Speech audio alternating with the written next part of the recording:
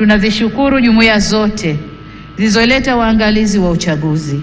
Kutoka Afrika tulikuwa na waangalizi kutoka Umoja wa Afrika AU, Jumuiya ya Nchi za Maziwa Makuu ICGLR, Jumuiya ya Maendeleo ya Kusini mwa Afrika SADC na Jumuiya ya Afrika Mashariki EAC. Pamoja na hao tulikuwa na wengine kutoka maeneo mbalimbali ulimwenguni.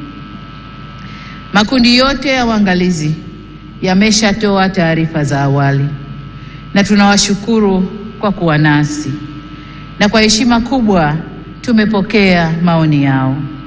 Hata hivyo, kama alivyowahi kusema Rais wa awamu ya 3 ya Jamhuri ya Muungano wa Tanzania hayati Benjamin William Mkapa mwaka 2000 wakati akiapishwa kuwa rais, na hapa nanukuu kipande tu cha hotuba hiyo kinachosema: na washukuru watazamaji wa kimataifa kuja kushuhudia uchaguzi wetu ulivyofanyika.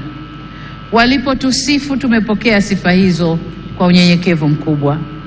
Tumesikia pia waliodhani hayakwenda sawa, na mengine hata sisi wenyewe tumeyaona. Maagizo ya kutuelekeza nini cha kufanya tumeyakataa. Ushauri wao tutauzingatia ili tufanye vizuri zaidi siku zijazo. Mwisho wa kunukuu. Ndugu wananchi, sifa moja ya mwanadamu ni kutokukamilika. Aliye kabisa bila kasoro ni Mwenyezi Mungu peke yake. Ndio maana katika shughuli au harakati za wanadamu tunaunganishwa na mawasiliano, mazungumzo na maelewano. Au kwa maneno mengine, tunaunganishwa na uwepo wa suluhu.